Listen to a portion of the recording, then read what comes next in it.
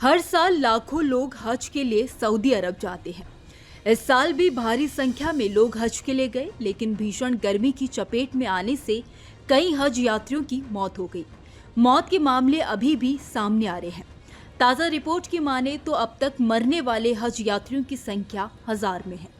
मरने वाले लोगों में करीब 98 भारतीय बताए जा रहे हैं। ऐसे में जिन यात्रियों की हज के दौरान मौत हुई है, उनके शव अभी भी मक्का में हैं। आमतौर पर जब कोई मरता है तो शव परिजनों को दिया जाता है, लेकिन हज यात्रा के दौरान अगर किसी की मौत हो जाए तो शव को वापस नहीं भेजा जाता। जी हाँ, आइए जानते हैं कि ऐसा क्यों। अपने परिजनों का शव लेने के लिए लोग सऊदी अरब पहुंच रहे हैं, मगर हज के दौरान मरने वालों के लिए इस्लामिक देश में एक खास नियम है।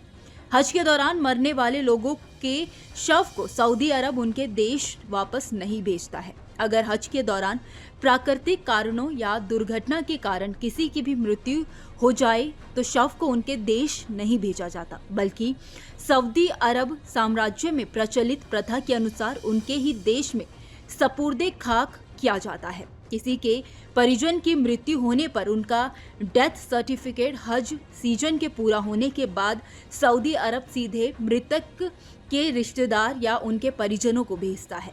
हज पर आए तीर्थ यात्रियों से सऊदी सरकार पहले ही आवेदन के दौरान इस नियम पर साइन करवाती है। यदि इस अवधि के दौरान सऊदी अरब की जमीन या फिर आसमान में उनकी मौत हो जाती है तो उन्हें वहीं दफना दिया जाता है। शव को अपने देश लाने के लिए उनके परिजनों की कोई आपत्ति को स्वीकार नहीं किया जाएगा। बता दें कि सऊदी की भीषण गर्मी हज करने वाले लोगों पर कहर बनकर टूटी।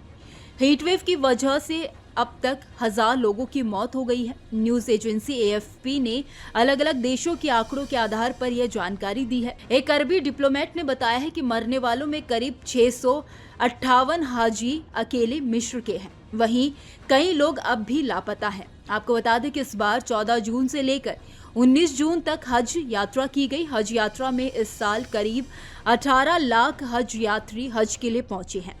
इनमें से 16 लाख लोग दूसरे देशों के हैं। वहीं हर साल हज पर जाने वाले हजारों यात्री ऐसे होते हैं जिनके पास इसके लिए वीज़ा नहीं होता। पैसों की कमी की वजह से इस तरह के यात्री गलत तरीकों से मक्का पहुंचते हैं।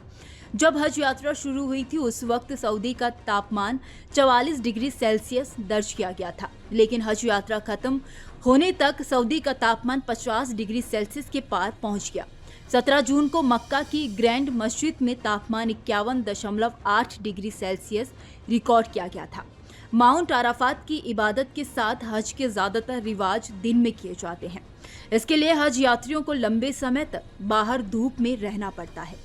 इससे आप अंदाज़ा लगा सकते हैं कि हज यात्रियों पर गर्मी ने क्या कहर बरपाया है। खैर, इस खबर में इतना ही। इस खबर को लेकर आपकी क्या राय है, आप हमें कमेंट सेक्शन में जरूर बताइए। वीडियो अगर पसंद आया हो तो वीडियो को लाइक और शेयर करना ना भूलें। बाकी देश और दुनिया की तमाम बड़ी अपडेट्स के लिए देखते रहिए न्यूज़ नेशन का डिजिटल प्लेटफॉर्म।